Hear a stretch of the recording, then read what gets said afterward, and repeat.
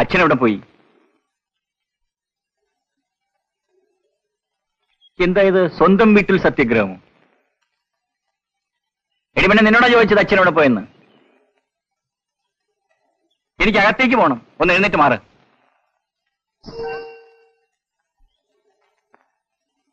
ഒരാൾ വീട്ടിൽ വന്നാൽ ഇങ്ങനെയൊക്കെയാണോ സ്വീകരിക്കുന്നത്? കാലെടുക്കടി. എടുക്കില്ലേ? വേണ്ട.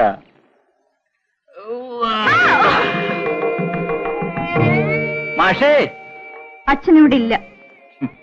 അത് നിന്റെ ഇരിപ്പ് കണ്ടപ്പോഴേ എനിക്ക് മനസ്സിലായി. ഓ, വലിയ യോഗ്യൻ. വരവ് വെച്ചിരിക്കുന്നു. അനിയനെ വണ്ടി കയറ്റി അയച്ചിട്ട് വലിയ ആളെപ്പോലെ വന്നിരിക്കുന്നു. അതിനിപ്പോ എന്തോ വേണം? ഒന്നും വേണ്ട. നിനക്ക് എന്ത് പറ്റി പെണ്ണേ?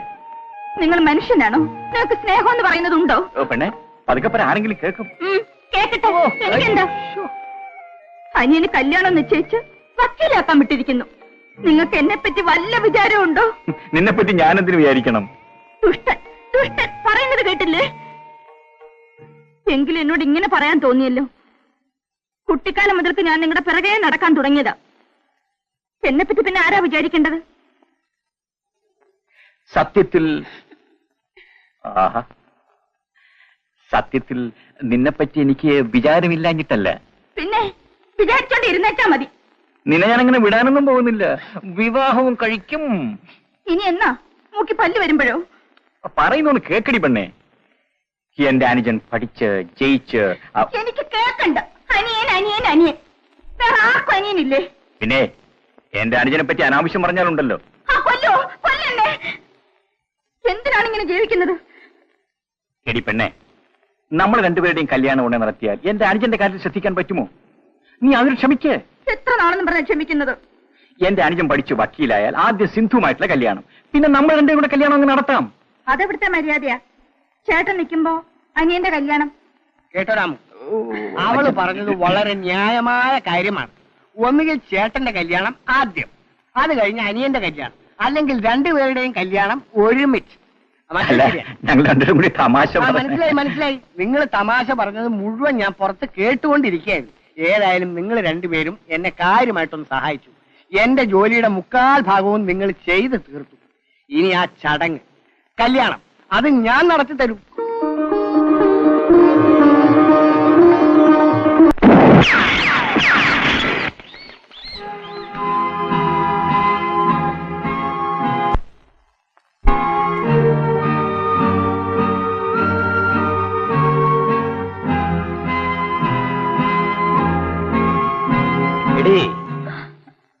നീ ആ ഗോവിന്ദൻ വാദ്യാരുടെ മകളല്ലേ? നീ ഈയിടെ കണ്ടമാനം വളർന്നു വലുതായല്ലോ. കണ്ടമാനമൊന്നുമില്ല, കുറച്ച് വളർന്നിട്ടുണ്ട്. ഇങ്ങനെ വഴിയിലൂടെ ഒക്കെ പാടിക്കൊണ്ട് നടന്നാലേ വല്ലവരും പിടിച്ചുകൊണ്ട് പോവും. എന്നെയോ? എന്താ പിടിച്ചാ പൊങ്ങത്തില്ലേ? അത് പിടിക്കാൻ വരുമ്പോഴറിയാം. ആ തൽക്കാലം മുതലാളി പോയാട്ടെ. എടീ, നീ എന്നോട് പോകാൻ പറയുന്നു. നിന്റെ തന്ത എന്റെ സ്കൂളിലെ ശമ്പളക്കാരനാ. അവൻ പറയില്ല എന്നോട് വഴിമാറാൻ. പിന്നെ എന്റെ അച്ഛനെ കുറിച്ചൊക്കെ സംസാരിക്കുന്ന സൂക്ഷിച്ചു വേണം. മര്യാദയ്ക്ക് പോകുന്നോ അതോ ഞാൻ നാട്ടുകാരെ വിളിച്ചു കൂട്ടണോ? എടീ ഈർക്കിളി പെണ്ണെ, നിന്നെ ഞാൻ എന്ത് ചെയ്യുന്നു?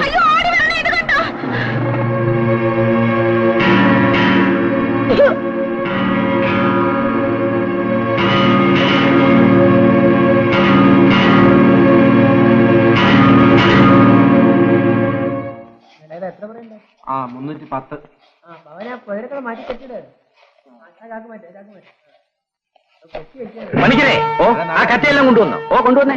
ആ എല്ലാം നോക്കിയോ? ഓ നോക്കി. ഒന്ന് വേഗം അങ്ങോട്ട് ചെയ്തേ.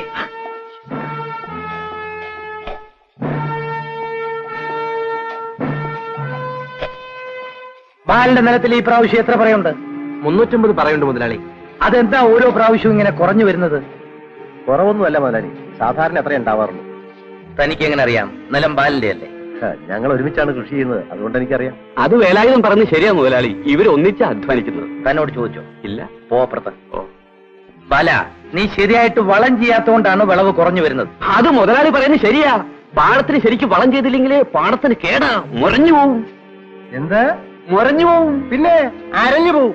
താനും ചുമ്മാരിയടോ. എന്താ അവൻ പറഞ്ഞത് ശരിയല്ലേ? മുതലാളിക്ക് ഇതിൽ നിന്ന് കിട്ടുന്ന മുഴുവൻ മെച്ചല്ലേ? മുതൽ മുടക്കൊന്നുമില്ലല്ലോ.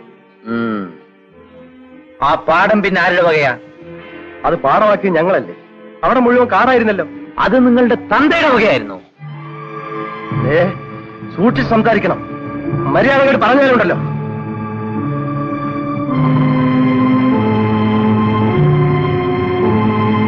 പറഞ്ഞാ താൻ എന്ത് ചെയ്യുമടാ പട്ടി? എന്ത് ചെയ്യുമെന്ന് കാണിച്ചു തരണോ? എന്ത് ചെയ്യും?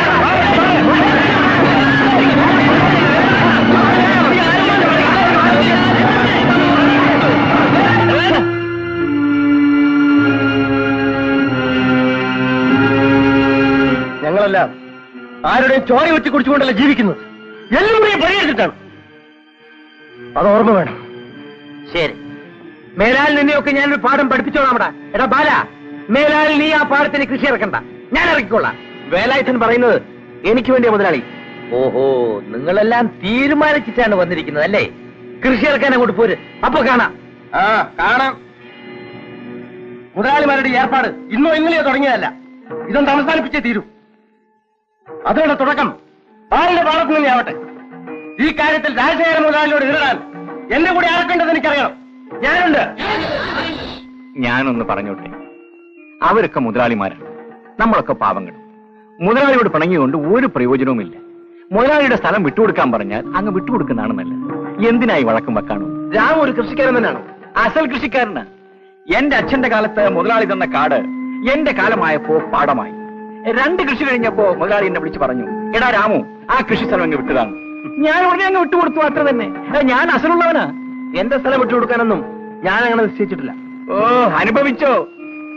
എന്റെ അനുജനെ പഠിപ്പിക്കാൻ പണം തരുന്ന മുതലാളിക്കെതിരായിട്ട് എന്നെ കിട്ടൂല. രാമു, അനിയനെ പഠിപ്പിക്കാൻ രൂപ തന്നത് കിടപ്പാടം പണയപ്പെടുത്തിയിട്ടല്ലേ? സമ്മതിച്ചു, പക്ഷെ അതിന് ആളുണ്ടായല്ലോ. പിന്നെ നിങ്ങൾ എന്ത് വേണോ ചെയ്തോ, ഈ വഴക്കിനും വക്കാണത്തിന് ഞാനില്ല, ഞാൻ പോകുന്നു. പൊയ്ക്കോ. ഇന്നല്ലെങ്കിൽ നാളെ നീ ഞങ്ങളുടെ വഴിക്ക് വരും. വരാതെ അവിടെ പോവാൻ. ഞങ്ങൾക്കിതിൽ കാര്യമൊന്നുമില്ല. എങ്കിലും ഞങ്ങൾ നിങ്ങളുടെ അനുഭാവികളാണല്ലോ. ഒരു ചെറിയ സംശയം. എതിർക്കാൻ തന്നെ തീരുമാനിച്ചു. അതിനുള്ള ശക്തി? എതിർക്കാനുള്ള മനസ്സുണ്ടായാൽ മതി മാഷേ. ശക്തി താനെ ഉണ്ടായിക്കൊള്ളു. എന്ത് തന്നെ സംഭവിച്ചാലും വിരോധമില്ല. അവരൊരുത്തനെയും പാടത്തിറങ്ങാൻ സമ്മതിക്കരുത്. അതിന് ഞങ്ങൾ മതി. അവരൊരുപാട് ആളുകൾ കാണും. നിങ്ങളും കുറെ പേരെ വിളിച്ചോളൂ. പണം എത്ര വേണമെങ്കിലും കൊടുക്കാം. വേണ്ട മുതലാളി, അതിന് ഞങ്ങൾ മാത്രം മതി. വല്ലവന് എതിരിടാൻ വന്ന അരിഞ്ഞുകളാ. കേസ് ഞാൻ നോക്കിക്കൊള്ളാം. പോ. ശരി.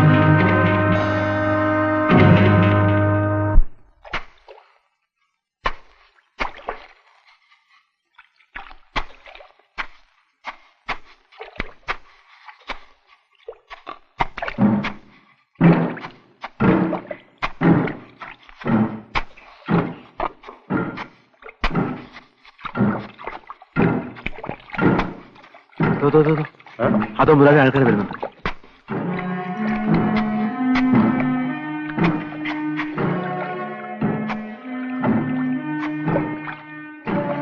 വരട്ടടാ, നീ പോയി ഇതിന്റെ ജോലി നോക്ക്.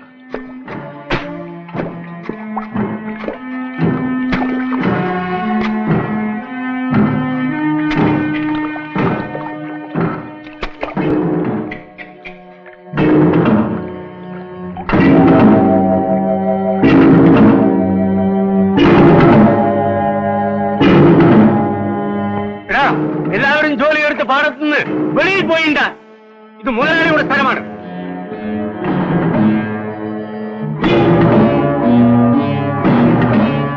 പാടത്തിന് എല്ലാവരും കയറിപ്പോകാൻ.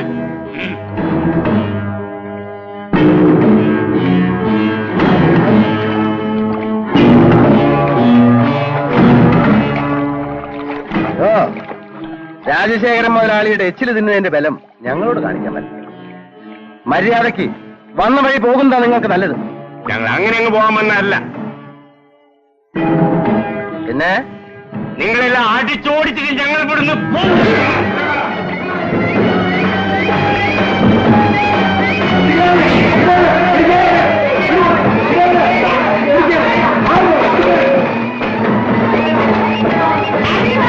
Come on!